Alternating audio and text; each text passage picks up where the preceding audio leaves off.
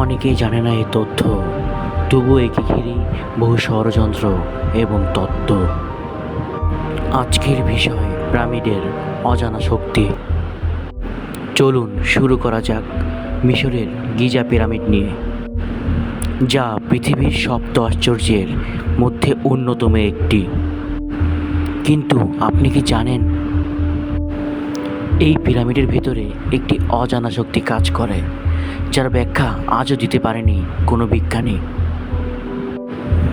2019 সালের দিকে রাশিয়ার একদল বিজ্ঞানী গিজার মহাপিরামিড নিয়ে কিছুটা গবেষণা চালায় এবং তারা আবিষ্কার করে পিরামিড হচ্ছে একটি শক্তিশালী এনার্জি ফোকাসার।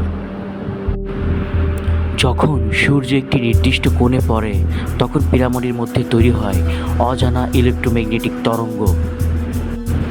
আর এই তরঙ্গ কোনো কিছুকে চার্জ দেয়, এমনকি নির্দিষ্ট স্থানে কিছু জিনিস ভেসে থাকতেও দেখা গেছে।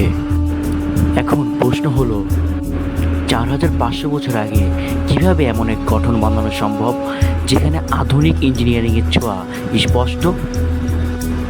শুধু তাই না, পিরামিডের ভিতরে এমন কক্ষ আছে যেখানে ঢুকলেই কম্পাস ঘুরে যায়।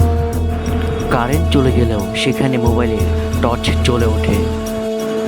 অনেকেই বলেন এই পিরামিড মানব সভ্যতার নয়, বরং ভিন গ্রহের প্রাণীর বানানো একটি প্রযুক্তি। তাহলে কি মিশরের পিরামিড ছিল কোনো এলিয়েন এনার্জি স্টেশন? আপনার মতামতটি কমেন্টে জানাতে ভুলবেন না, আর সাবস্ক্রাইব করে পাশে থাকুন ভবিষ্যতের সবথেকে গোপন রহস্য জানতে।